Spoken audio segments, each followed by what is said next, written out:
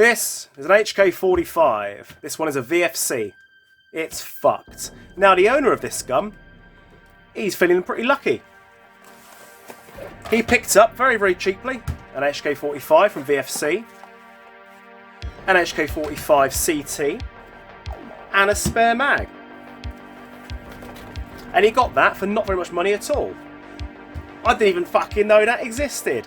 But that one I've already done a quick service to. That one's all sorted. Boom. This one,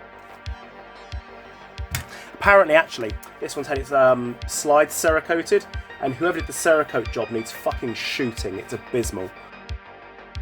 But did you know that these big old mags from the HK45 work in the CT? Cool, right?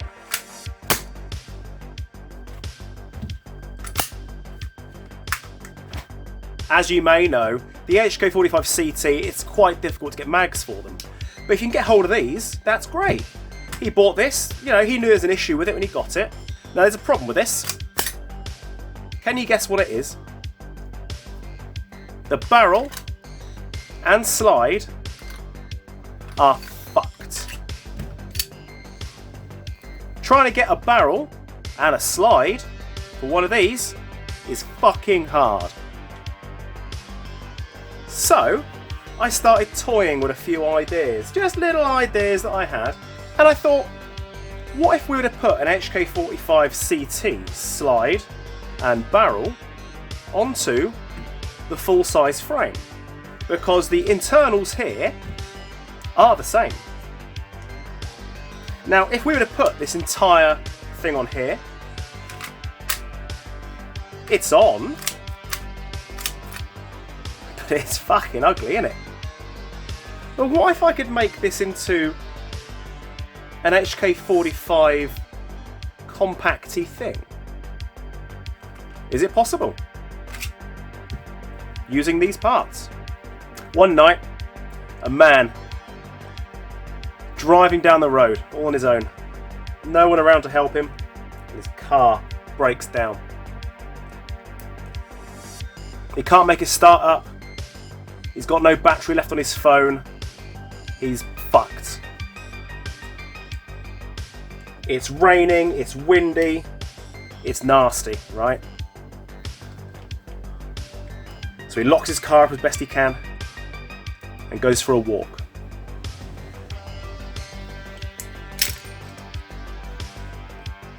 On his journeys, he happens upon a really big fucking house, like a really big fucking house with gold-plated gates. And he sees they got an intercom, and he thinks to himself, I've got a great idea. Maybe they've got a place that I can stay. So what he does, press the intercom button. It's a gold button on the intercom. Most of the intercoms plated in gold. And he presses that button, and he waits. And a voice returns. Hello. That's how they sound. Hello. And he says, yeah, hi, my car's broken down. I need somewhere to stay. Is there anywhere that you can, put me up at all? Or I need to charge my phone, perhaps. Anything you can do to help me out would be fantastic. And the woman on the intercom says, yeah, no problem at all. Please pass through the golden gates. That's the noise of the... Gates open. In he goes.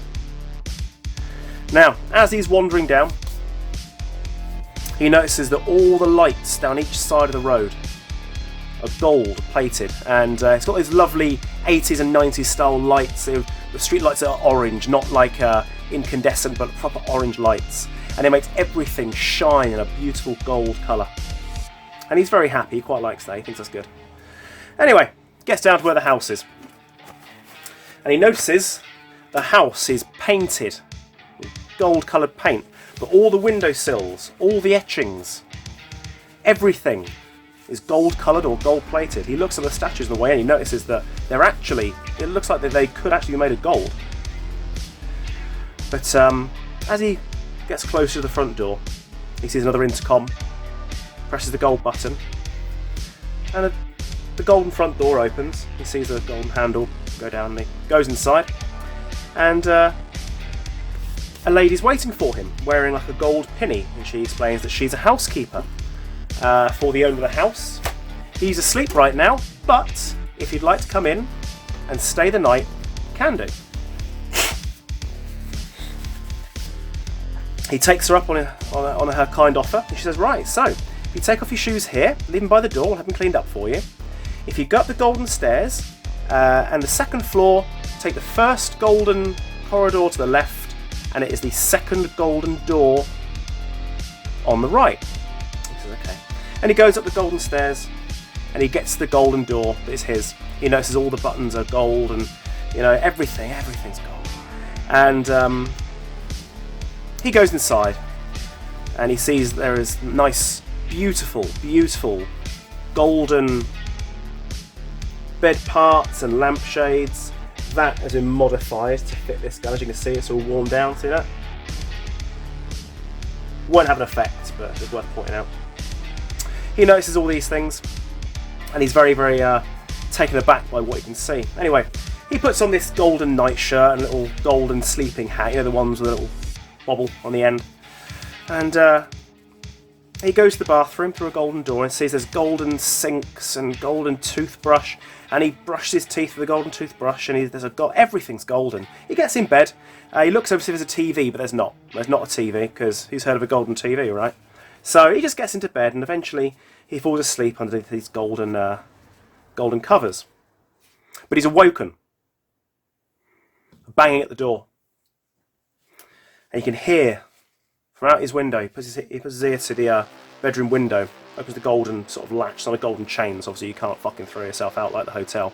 So he opens as much as he can with the golden chain catching it. He puts his fucking ear out, and he can hear there's a man downstairs who's also broken down, same predicament, and he hears the woman say to him, explain about take the golden stairs, leave your shoes here, and you want to go up the golden stairs, but this time go to the first golden corridor on your right and take the third golden door on your left. Obviously he went left golden corridor and second golden door on the right. So he's gone up and he's gone through. He can hear this guy walking, the steps get closer and closer and closer and closer, then start to go away. He starts to fall back to sleep. But there's another knock at the door. This shit always happens in fucking threes, doesn't it? There's another knock at the door. He's not mad, because he's got somewhere to sleep and it's reasonably expensive looking. And he can hear downstairs there is somebody else who also very much would like to have somewhere to stay, almost the same reasons. What a fucking odds, right? And he hears her explain, well, we've got no more rooms upstairs, but if you go down the golden corridor that's on this level and take the fourth golden door that is on your left, there's a room in there for you. And the man, thanks very much. And he hears the man disappearing, doors close, everything's fine.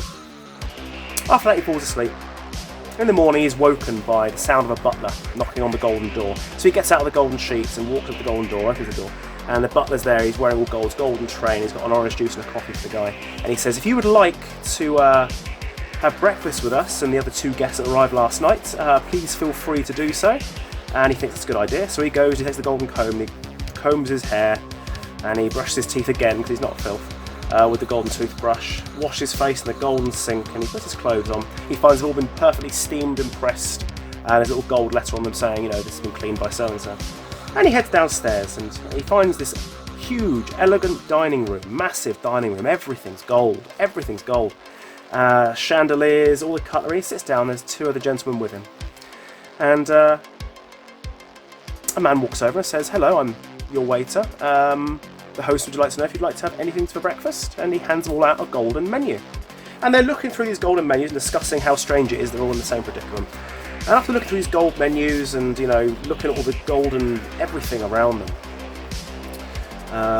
the first man says, he looks at the menu and there's basically cornflakes or kippers, that's all they got.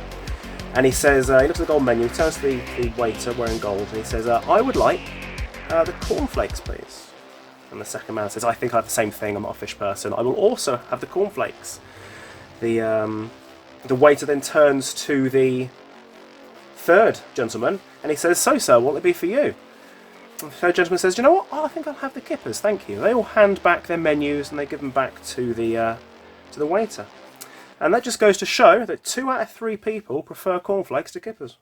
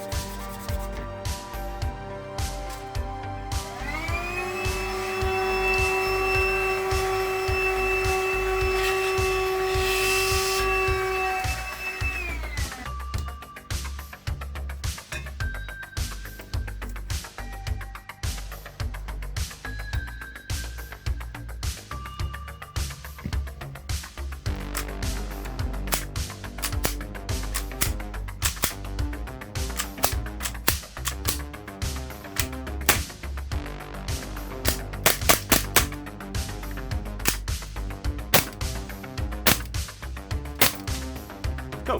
God, I love angle grinding things.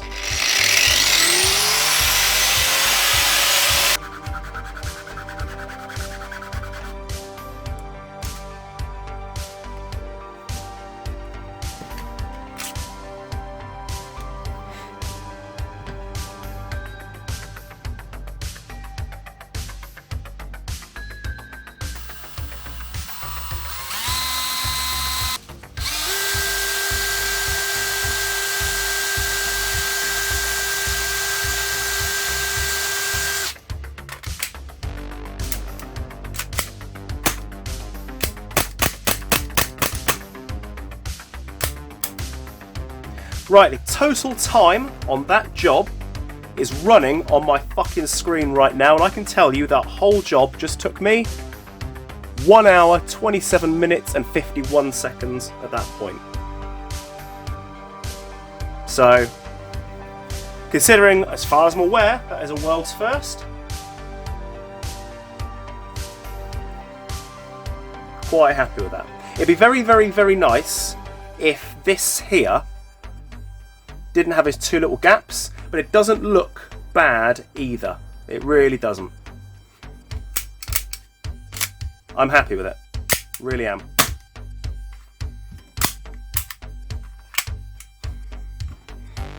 I'll also point out that obviously this mag is bigger than this mag, and I gassed this mag up about 3 weeks ago, and I've not gassed it up again since. That's fucking cool, right? I think that's fucking cool.